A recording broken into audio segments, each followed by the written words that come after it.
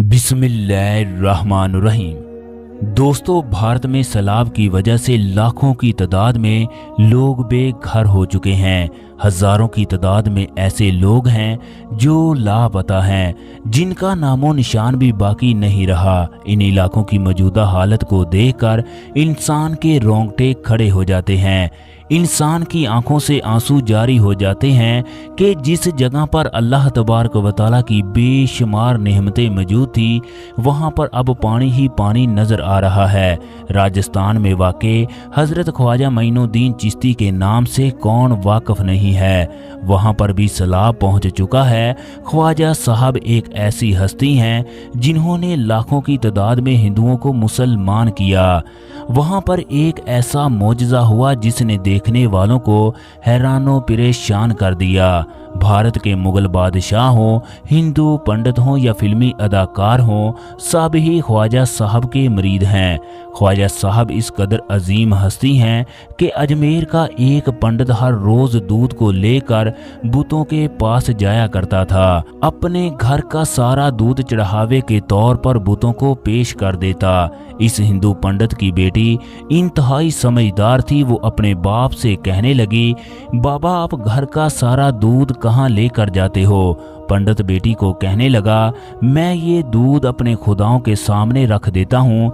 बेटी उससे पूछने लगी, बाबा जान क्या देवता भी दूध पीते हैं? पंडित कहने लगा, बेटी वो दूध पीते नहीं हैं, मगर मैं दूध इनके चरणों में चढ़ा कर आता हूँ। बेटी कहने लगी, बाबा जान अगर ये देवता दूध नहीं पीते तो आप ये दूध लेकर क्यों जाते हो? पंडित अपनी बेटी को डांटते हुए कहने लगा, इस तरह की बातें मत सोचो, ये हमारे खुदाओं की तौहीन है। देवता दूध नहीं पीते। लड़की अपने बाप को कहने लगी, बाबा जान कल मैं अपने खुदाओं के लिए दूध लेकर जाऊंगी, मैं हर सूरत दूध इनको पिलाऊंगी। पंडित बेटी को कहने लगा, मेरी बेटी इस तरह की बातें नहीं करते। बेटी की जिद के आगे बाप ने हार मान ली और उसे दूध ले जाने की इजाजत दे दी। साथ ये भी शर्त रखी कि मंदिर में उस वक्त जाना जब मंदिर के अंदर कोई भी ना हो। दूसरे दिन लड़की दूध का प्याला लेकर मंदिर गई। मंदिर के सबसे बड़े बुत के सामने खड़ी होकर कहती है, अगर तू सच्चा खुदा है तो इस दूध को पी ले। वो पत्थर की मूर्ति खामोश थी। लड़की गुस्से से कहने लगी, अगर तू वाकई सच्चा खुदा है, मेरी आवाज को सुन रहा है, इस दूध को उठाकर पी ले। ये लड़की बार बार बुत के सामने इन बातों को दोहरा रही थी। बिला आखिर तंग आकर वो अपने सर को बुत के चरणों में मारने लगी। फिर कहने लगी, अगर आज तूने दूध ना पिया तो मैं किसी भी सूरत अपने घर वापस नहीं जाऊंगी। वो लड़की जोर जोर से बुत को पुकार रही थी कि इसी दौरान हजरत ख्वाजा मोइनुद्दीन चिश्ती का इस गली से गुजर हुआ। ख्वाजा साहब ने देखा एक लड़की दूध का प्याला लेकर बुत के सामने खड़ी है, उसके सर से खून भी बह रहा है। ख्वाजा साहब मंदिर के अंदर चले जाते हैं। उस लड़की से पूछने लगे, बेटा क्या तुम्हें कोई परेशानी है? ये लड़की ख्वाजा साहब से कहने लगी, बाबा जी आपको इस बात से क्या गर्ज? ये मेरा और मेरे खुदा का मुआमला है। ख्वाजा साहब फिर इस लड़की से पूछने लगे, बेटी बताओ तो सही क्या बात है, किस वजह से तुम रो रही हो? वो लड़की ख्वाजा साहब से कहने लगी, बाबा जी मैं अपने खुदा को कह रही हूँ दूध को पी लो, ताकि मैं ये काम मुकम्मल करके घर वापस जा सकूं और लोगों को बताऊं कि हमारा खुदा भी दूध पीता है, सुनता है और जवाब देता है। ख्वाजा साहब उस लड़की को समझाने लगे, बेटी ये पत्थर की मूर्तियां हरकत नहीं करती, तुम घर वापस चली जाओ। मगर वो लड़की बाजिद थी, मैं हर सूरत अपने खुदा को दूध पिला कर जाऊंगी। ख्वाजा साहब लड़की का पुख्ता यकीन देखकर बुत के पास जाकर उसका कान पकड़ते हैं।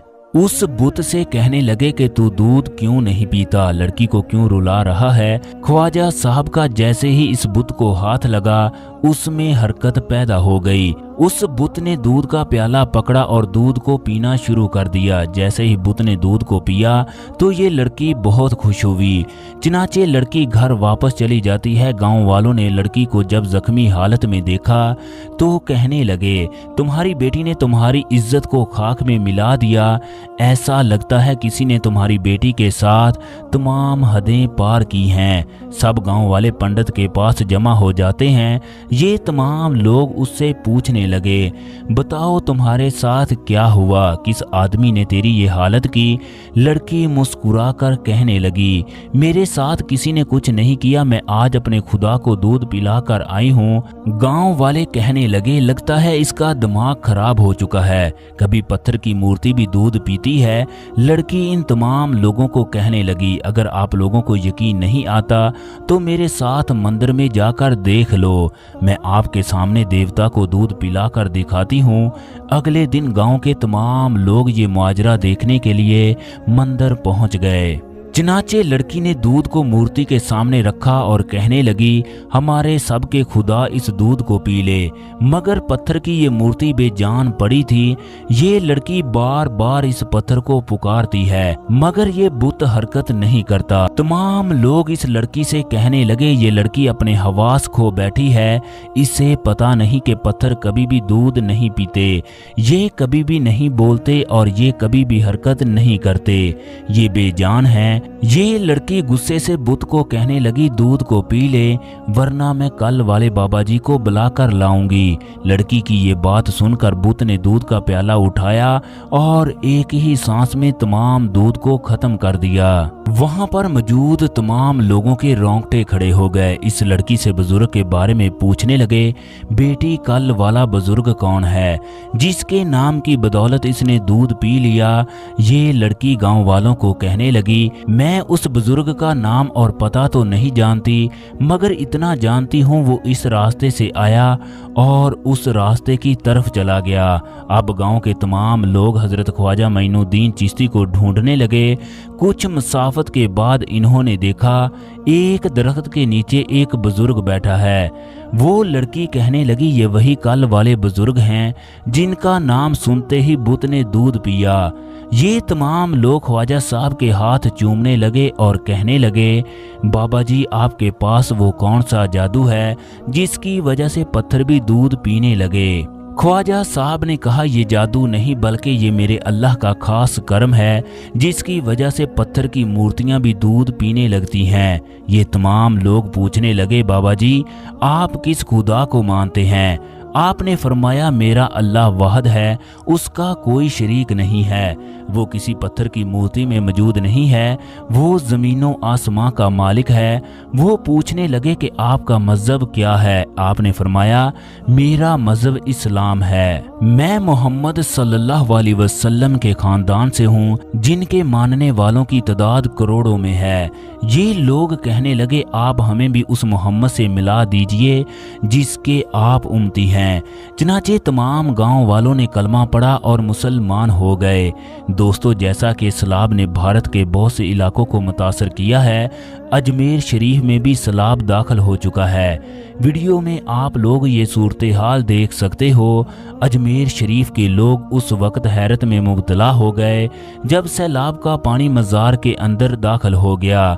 इसके बाद पानी ने सलाम किया। सलाम करने के बाद आहिस्ता से पानी का बहाव कम हो गया। कहा जाता है कि हालांकि पानी शहर के अंदर दाखिल होकर हर चीज को तहस नहस कर रहा था। दोस्तों, ये अल्लाह तबारक व तआला के वलियों की करामत है जिसने लोगों की जिंदगियां बदल दी।